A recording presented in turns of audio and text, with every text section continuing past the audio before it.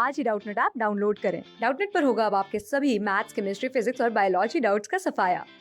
बस अपने क्वेश्चन की फोटो खींचो, उसे क्रॉप करो और तुरंत वीडियो सोल्यूशन पाओ। Download now. हमें यहाँ पर बताना है कि दिए गए ऑप्शंस में से कौन सी वॉल्यूम है जो कि हमारी वाइटल कैपेसिटी में इंक्लूड नहीं की जाती। अब यहाँ पर हम अपने रेस्पिरेटरी सिस्टम से रिलेटेड बात कर रहे हैं, तो ब्रीदिंग की प्रोसेस को अगर हम देखें साइंटिफिक टर्म्स में अगर हम बोलते हैं तो इसको पल्मोनरी वेंटिलेशन भी कहा जाता है। और इस प्रोसेस में हम देखते हैं कि एटमॉस्फेरिक एयर को गैशियस एक्सचेंज करने के लिए हम अपनी लंग्स के अंदर लेते हैं और फिर उसमें से ऑक्सीजन निकाल के और कार्बन डाइऑक्साइड को एलिमिनेट करके उसे वापस हम एटमॉस्फेयर में छोड़ देते हैं। तो ब्रीदिंग में दो प्रोसेसेस मेनली हो जाती है। एक हो जाती है हमारी इंस्पिरेशन, जब हम एयर को इनहेल कर रहे हैं, ब्रीद इन कर रहे हैं, और दूसरा है एक्सपिरेशन, यानी एक्सहेल करना या ब्रीद आउट करना। अब क्योंकि हमारी लंग्स गैशियस एक्सचेंज का मेन ऑर्गन है और इन्हीं के अंदर एटमॉस्फेरिक एयर एंटर करती है, तो लंग्स की वॉल्यूम को रेस्पिरेटरी सिस्टम में हम स्टडी करते हैं और कई तरह की वॉल्यूम यहाँ पर हमने निकाली होती है। वाइटल कैपेसिटी जो यहाँ पर हमें दिया है, हम कह सकते हैं कि ये लंग्स की वो मैक्सिमम वॉल्यूम ऑफ एयर है जो हम ब्रीद इन कर सकते हैं एक फोर्सफुल एक्सपिरेशन के बाद। यानी अगर नॉर्मली एक्सहेल ना करके हम दम लगा के एडिशनल एयर अपनी लंग्स के बाहर छोड़ते हैं, तो उसके बाद में जो मैक्सिमम एयर हम इनहेल कर सकते हैं उसे हम लंग्स की वाइटल कैपेसिटी कहेंगे। अगर अपने बाकी ऑप्शंस देखें, यहाँ पर दिया हुआ है ERV, तो ERV हमारे पास हो जाता है expiratory reserve volume.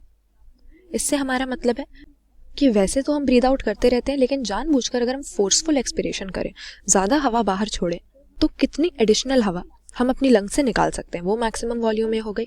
Tidal volume TV जो हमारा होता है, ये वो वॉल्यूम होती है जो एक नॉर्मल ब्रीदिंग में हम ब्रीद इन करेंगे। यानी यहाँ पर फोर्सफुल एक्सपिरेशन या इंस्पिरेशन की बात नहीं हो रही है, एक नॉर्मल ब्रीदिंग प्रोसेस की बात करते हैं।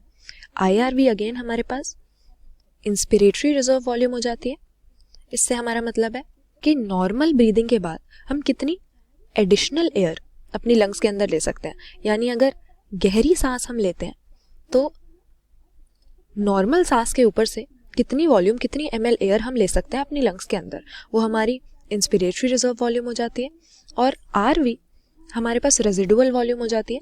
ये एयर की वो वॉल्यूम है जो हमारे लंग्स के अंदर हमेशा ही रहती है एक प्रेशर मेंटेन करने के लिए, क्योंकि पूरी तरह से लंग्स में अगर वैक्यूम हो गया तो वो कोलैप्स हो जाएंगी। इसीलिए रेजिडुअल वॉल्यूम हमारी लंग्स में हमेशा रहने वाली एयर की वॉल्यूम है, जो ना कभी हम ब्रीद आउट करते हैं ना ब्रीद इन करते हैं। तो यहाँ पे वाइटल कैपेसिटी में, यानी वो मैक्सिमम वॉल्यूम जो हम फोर्सफुल एक्सहेलेशन या फोर्सफुल एक्सपिरेशन के बाद ब्रीद इन कर सकते हैं, वो होगी। या फिर ऑल्टरनेटिवली हम ये भी कह सकते हैं कि इसको हम जो मैक्सिमम वॉल्यूम ब्रीद आउट करेंगे फोर्सफुल इनहेलेशन के बाद में, उसे भी हम अपनी वाइटल कैपेसिटी कहेंगे। और वाइटल कैपेसिटी निकालने के लिए हमें 3 वॉल्यूम्स को ऐड करना होता है। एक हमारी ERV, TV और IRV। इन तीनों को जब ऐड करते हैं तो वाइटल कैपेसिटी हमें मिलती है। लेकिन रेजिडुअल वॉल्यूम को इसमें इंक्लूड नहीं करते, क्योंकि ये हम ब्रीद इन नहीं कर रहे, बल्कि हमेशा ही हमारी लंग्स में प्रेजेंट है, परसिस्टेंट होती है। तो यहाँ पर एक्सपिरेटरी रिजर्व वॉल्यूम, फिर हमारी टाइडल वॉल्यूम और इंस्पिरेटरी रिजर्व वॉल्यूम हमने इंक्लूड करी है वाइटल कैपेसिटी में, और RV रेजिडुअल वॉल्यूम इंक्लूड नहीं होगी। तो यहाँ पे करेक्ट आंसर हमारा ऑप्शन D हो गया।